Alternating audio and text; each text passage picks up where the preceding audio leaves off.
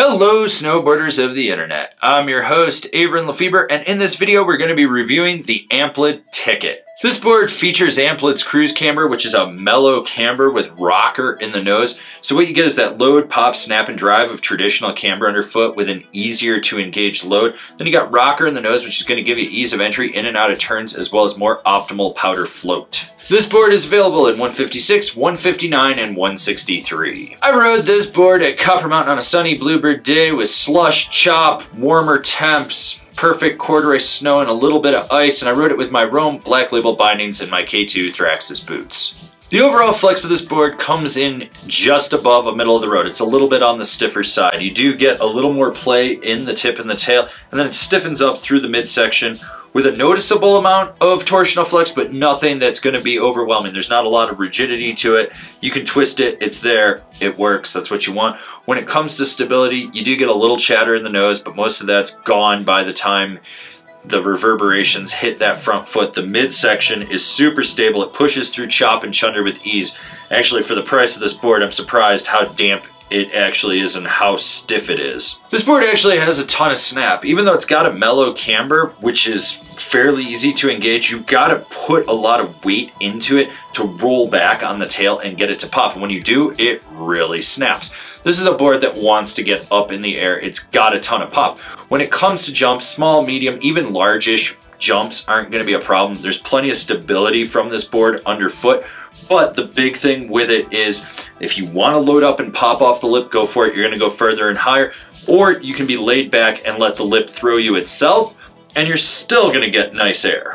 This board takes more effort than you would think to butter. You really have to get your weight outside the insert to engage that rocker in the nose just to get it to press. You're muscling it, you're manhandling. A little more speed goes a long way. With the tail, it's the same thing. Even if you're sitting on that tail and flexing that board, it wants to rebound back to its natural shape. So you're gonna get a lot of spring out of your butters. If you don't know how to butter, this is really not the best board for you. But if you do and you understand how to really push into it, just be aware you gotta muscle it. And the same can be said with jibbing.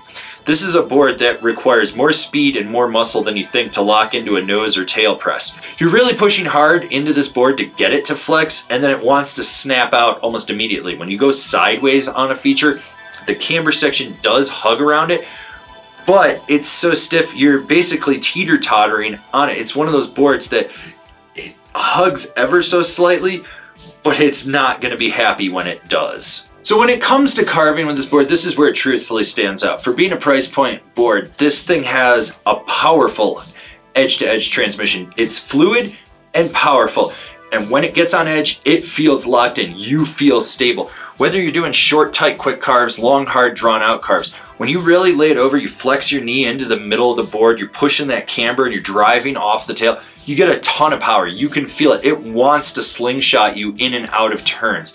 This is a board that is amazing at carving, and it's actually fairly stable for what it is. Who's this board for? The price-conscious, all-mountain guy.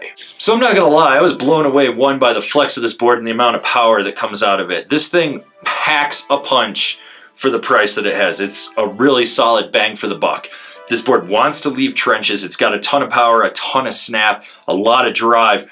Like if you want to haul ass, lay a trench, pop off a roller, and you're on a budget, this is something to seriously be considering. Comparable boards: the Ride Manic, the Nitro SMP, the Jones Frontier. Binding recommendations: the Rome DOD, the Union Falcor, the Ride A8. This has been my review of the Amplid Ticket. Do you agree? Do you disagree? Do you own one? Are you gonna buy one? Leave me a comment down below. Let's have a conversation about this snowboard. If you're new here, remember to subscribe, click the bell, get those notifications. That way you're not gonna miss any of the videos we got coming out for all you snowboarders of the internet. And if you really like what we're doing over here and you wanna support us further, swing on over to Angry Snowboarder VIP and become a member. Sure, I could tell you more here, but I got a video over there that explains it so much better. As always, I've been your host, Avran LeFeber, and I'll see you in another video.